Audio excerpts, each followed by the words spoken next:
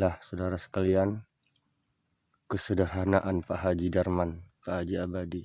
Masya Allah, dia meninjau kebunnya. Dia orang sederhana, mau membungki juga, mau sampan saudara.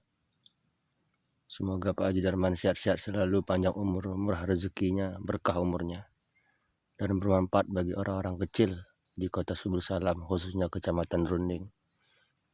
Masya Allah, berkah Pak Haji. Pakai dawahmu Pak Haji.